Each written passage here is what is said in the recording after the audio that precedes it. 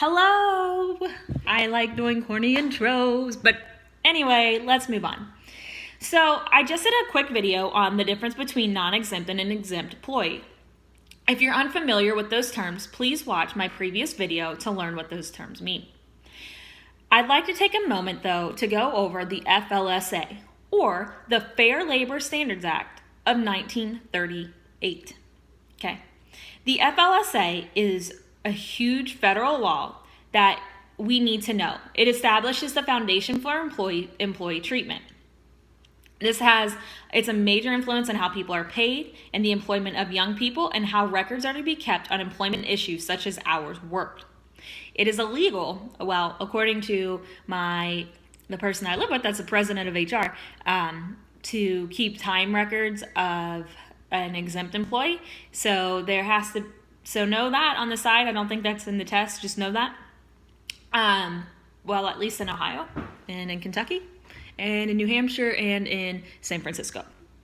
But anyway, we're going to move on and go back over to the FLSA and some of the rules that it sets for your non-exempt employees and children that are working. By children, I mean anybody 14 through 17. So when it comes to employee records, there are your payroll records. That's kind of how I summarize it, but there's a whole list of records that have to be kept for employees. So the employee records that need to be kept are the employee's name and social security number, their addresses, including zip, birth date, and if younger than 19, sex, occupation, time and day of when the work week begins. Know that can be different at every company. Some companies have their work week begin on Tuesdays. Some have it begin on Wednesdays. Most have it begin on Mondays. But know that is a very important thing to look at when you're working somewhere, and that can change. Anyway, so we're going to go back. We need name and social security, address, birth date, sex, occupation, the time of the days and the work week begins, the hours worked each day, the basis on which employee wages are paid, hourly, weekly, piecework, regular hourly pay, total daily or weekly straight time earnings, total overtime earning for the week, all additional deductions from the employee wages, taxes, things like that, and the date of payment period covered by the payment. So these are the records that need to be kept.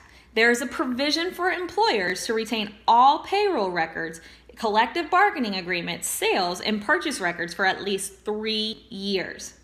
Okay? Just know that.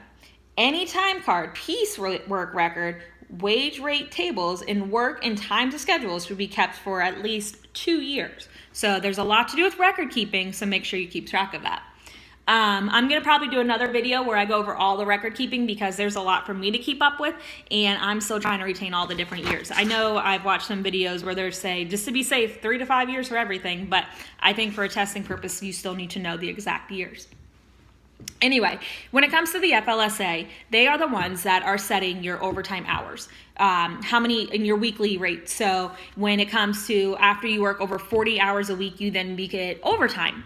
And overtime is time and a half, which is great, which is why a lot of people choose, if they are making over that $47,476 a year, they choose not to go to a salary. If they're in a white collar job, but not in a blue collar. Blue collar is almost always going to be hourly like this. And that's because they make more money. And a lot of them have union jobs, and there's a lot to that. So we're not going to get into all of that. But know that it's the FLSA, the ones that are setting our hourly rates, and because of them, you have to keep track of that. They're the ones that are telling the worker, like companies, hey, if you work with your non-exempt employees over 40 hours a week, you need to pay them time and a half. If they work the graveyard shift, there's shift pay. There's different variations of pay that all come in, and they fall under the FLSA.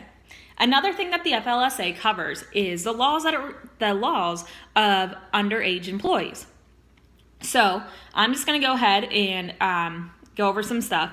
So under the age of 18, they cannot work a hazardous job. That means manufacturing and storing of explosives, driving a motor vehicle, working outside, like just coal mining, anything like that. You're not allowed to work. Just there's more to that. Look into it for yourself, but know that dangerous jobs, 18-year-old, 14, 15, 16, 17-year-olds, they can't do those jobs.